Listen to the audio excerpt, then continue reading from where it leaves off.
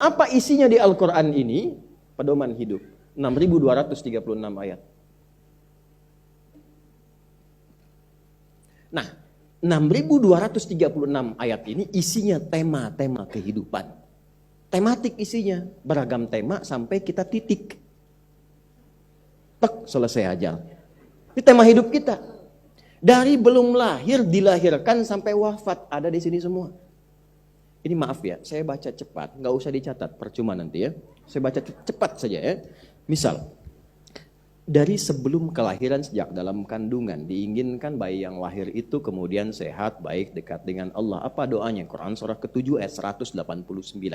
Ketika dilahirkan usia 0 sampai 2 tahun, bagaimana cara memberikan ASI terbaik? Tugas pertama ibu yang baru punya anak dan ayah yang baru punya anak. Turun Quran surah kedua ayat 233. Usia 2 tahun sampai menjelang balik, pendidikan awal apa yang diberikan kepada anak sehingga dia dekat dengan Allah, dekat dengan orang tua, berbakti kepadanya, kenal secara sosial. Quran surah 31 ayat 13 sampai dengan ayat 19-nya. Lalu dia berusaha untuk menuntut ilmu, bagaimana cara memahami ilmu dengan baik dan punya nilai jihad di jalan Allah. Turun Quran surah ke-9 ayat 122.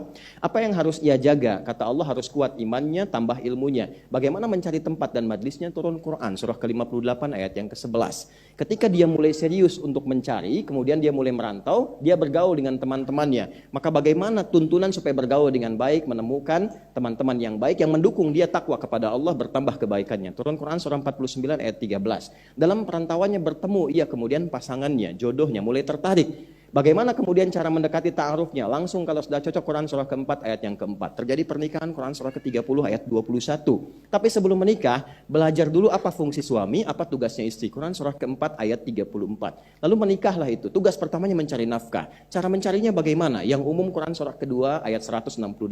Kalau Anda ingin mencari, baru bergerak, hartanya datang cepat. Quran surah kedua ayat 172. Ada yang belum mencari, hartanya sudah mendatanginya. Quran surah ke-7 ayat ke-96. Apakah Anda saat mencari nafkah, bekerja, akan lancar saja? Tidak. Ada potensi, ada gangguan, ada perbedaan, ada yang mungkin ingin menyingkirkan, menyungkurkan. Maka ada amalan, kerjakan di malam hari. Quran surah ke-17, ayat ke-79 sampai dengan ayat ke-81.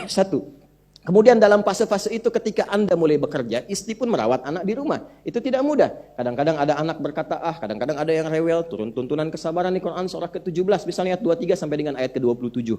Anda matang di usia 40 tahun. Harta sudah mulai berkumpul, rumah sudah mulai eksis, kendaraan sudah mulai bagus, jangan lupakan orang tua. Karena boleh jadi kesuksesan Anda itu hanya 30% saham Anda, 70%-nya ibu Anda yang berdoa di malam hari, ayah Anda yang serabutan dengan keringat yang muntah kepada Allah. Maka diturunkan bimbingan untuk bakti kepada kedua orang tua minimal dengan doa di dalamnya. Turun Quran surah 46 ayat ke-15. Lalu Anda ingin berbagi dengan orang tua, jangan berikan zakat. Berikan pemberian pertama dari hasil Anda kepada kedua orang tua dan kerabat Anda. Ada 5 golongan di Quran surah kedua ayat 215. Sampai batas nisab keluarkan zakat, maka diberikan kepada 8 golongan. Turun Quran surah ke-9 ayat yang ke-60. Anda semakin naik, semakin naik, semakin naik, maka jangan dikira kehidupan itu akan selamanya. Ada masanya kembali kepada keadaan seperti anak-anak. Ada masa pikunnya, ada menjelang kematiannya. Turun Quran surah ke-22 ayat yang ke-5. Sampai di ujungnya kemudian Anda harus persiapkan. Jangan sampai hidup di dunia enak, di alam kuburnya nggak enak. Maka belajar tentang perspektif alam kubur. Ini ada amalan-amalannya. Quran surah kedua ayat 153 sampai dengan 154. Kemudian setelah itu persiapkan kenikmatan enak di alam kubur dengan desain Quran surah ketiga ayat 169 sampai dengan ayat 172-nya. Lalu dalam rangka menata itu jangan dikira mudah. Akan ada ujian, akan ada kesedihan, ada kesulitan, kegelisahan, sampai kekurangan harta benda, sampai ada yang sakit, sampai yang wafat. Itu ditemukan di Quran surah kedua ayat 155. Tentang kesabaran menjalaninya ada di Quran surah kedua ayat 156. Bagaimana mendapatkan solusinya di ayat 157-nya. Bagaimana rinciannya ada di Quran surah kedua di ayat 214. Bagaimana solusi mengatasinya ada di Quran surah ketiga ayat 142. Sampai kemudian Anda meninggal dalam keadaan tenang karena sudah selesai semuanya. Turun Quran surah ke-89 ayat ke-27 sampai dengan ayat ke-30. Setelah itu tinggal tunggu hisab di hari kiamat datang. Turun Quran surah ke-75.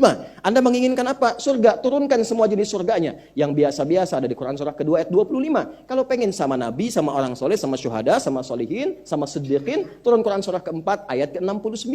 Kalau orang tidak siap ke surga, lemah dia, berpotensi ke neraka. Turunkan bab neraka supaya kita bisa menghindarinya. Maka seburuk-buruk neraka yang paling rendah saja itu kalau dimasukkan, dicelupkan, hancur semua dengan kulitnya, seharinya rasanya sama dengan 1000 tahun, 1 detiknya sama dengan 48 hari. Turun Quran surah keempat ayat 56. Puncak neraka disebut dengan jahanam untuk orang munafik dan orang-orang yang ingkar. Turun Quran surah keempat ayat 140. Kemudian kalau enggak ke surga, ya, belum ke surga, tidak ke neraka. Amalnya 50-50. Tempatnya di mana? Di tempat tinggi yang bisa melihat surga dan takut terdengar neraka. Tempat tinggi yang bisa mengamati dan terdengar situasi disebut dengan A'raf. Maka muncullah surah ke-7 surah Al-A'raf di ayat ke-47 sampai dengan 49. Ada semua.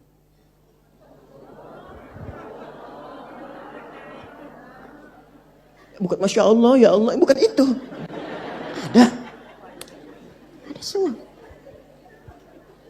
Nggak ada yang nggak ada, ada semua. Nah, detil mempraktekkan itu, memahaminya bagaimana, menerapkan, mengimplementasikan dalam hidupnya bagaimana. Nah, itulah tugas Nabi. Nabi ditugaskan. Ketika ditugaskan itulah semua yang bersumber dari keterangan Rasulullah SAW ditunjukkan oleh beliau, dipraktekkan oleh beliau, itu yang disebut sunnah.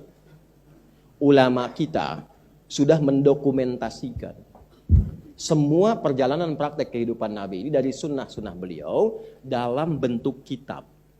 Ada dokumennya. Seperti Al-Quran pun sudah ada bentuknya mushaf. Jadi nggak ada alasan lagi. Nah, dokumen tentang sunnah ini disebut dengan kitab hadis namanya.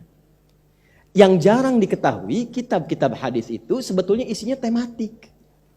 Contoh, yuk diantara Bapak dan Ibu yang paling viral, yang paling populer kitab hadis apa namanya misalnya?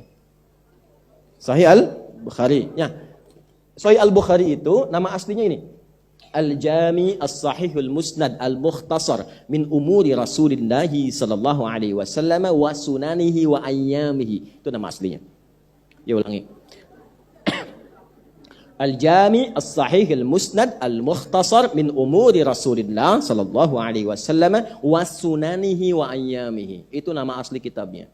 Karena kepanjangan disingkat Sahih Al-Bukhari. Al-Jami, kitab ini saya susun dengan tema-tema yang luas. Terdapat 97 tema. As-Sahih, isinya saya sudah teliti, valid, musnad. Saya teliti tersambung kepada petunjuk Nabi. Al-Mukhtasar, saya tidak bertele-tele menguraikannya. Yang saya turunkan, nih konstruksinya. Ayatnya apa? Ayat Qur'annya. Dibuat topik, ada temanya, misalnya tema 1 kitab Badul Wahyi, tema 2 kitabul iman, tema 3 kitabul ilmi. Kitabul iman, Anda sering bertanya, Ustadz bagaimana caranya menaikkan iman dan dijaga supaya nggak turun. Kadang iman saya naik turun, kalau naik semangat ibadah, kalau turun lemah. Gimana caranya? Maka oleh beliau dibuat namanya topik kedua, kitabul iman, ada subtopik. Di subtopik ini ada ayatnya, ada hadisnya, total 57 hadis. Semua hadisnya di kitab ini diteliti ketat sekali sampai ke Nabi. Menerima dari sipulan sampai ke Rasulullah sallallahu alaihi wasallam. Jadi konstruksinya ada ayat, subtopik, ada ayat, kemudian setelah itu hadisnya apa? Ayat, hadisnya apa? Min umuri Rasulullah sallallahu alaihi wasallam, dari perbuatan-perbuatan Nabi yang bisa saya akses, wa sunanihi, dan kumpulan sunnahnya selama 24 jam.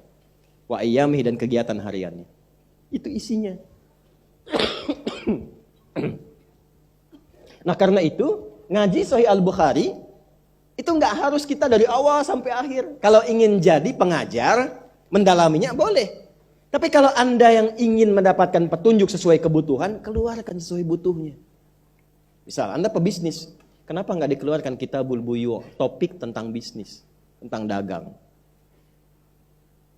Tidak pernah ada orang mempraktekkan petunjuk Nabi tentang bisnis dan dia praktekkan, itu demi Allah saya katakan, setiap dia dagang tidak pernah balik modal, selalu balik untung. Tidak pernah balik modal, selalu balik untung. Kitabul ilmi, tentang ilmu, tidak pernah ada orang belajar dan mengamalkan isinya, itu dibimbing hari apa yang cocok untuk belajar. Sampai pengajian ibu-ibu itu ada hadisnya, Bu. Kapan mulai belajar, kapan mengulang, kapan mengecek, bagaimana caranya belajar, tidak mudah lupa.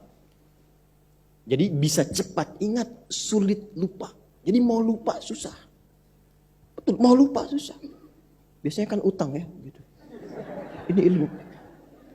Nah sekarang, Apa kaitan dengan pembahasan kita?